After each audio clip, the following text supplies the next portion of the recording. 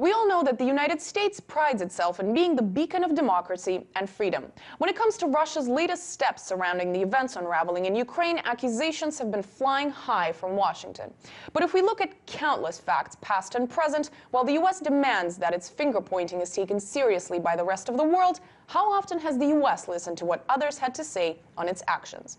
Russia has a naval base in Crimea that has been there for years. The U.S., in the meantime, has more than 700 military bases around the world and is the notorious world leader of getting involved in wars that are opposed to not just at home, but also abroad. But memory, when convenient, becomes short.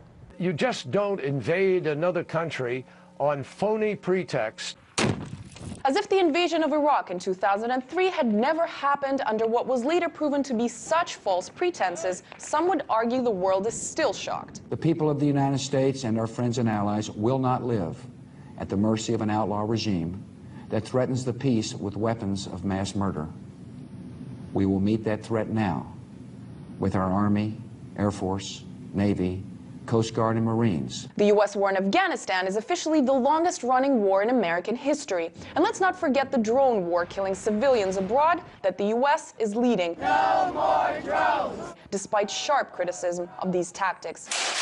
And most recently, Syria, of course, yet another potential military escapade that the U.S. president had been rooting for that was essentially avoided at the last minute, largely thanks to Russia, that spearheaded brokering another way towards a solution. I have decided that the United States should take military action against Syrian regime targets. Military aggression, one example after another. Russia has strategic reasons to care about what happens in Crimea next, as opposed to undertaking military ventures whenever fancy strikes. As has become so traditional in the U.S., it barely surprises anyone anymore.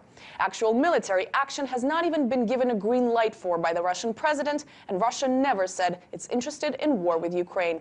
Regardless, the world's top aggressor accuses Moscow of being one, applying double standards upon convenience.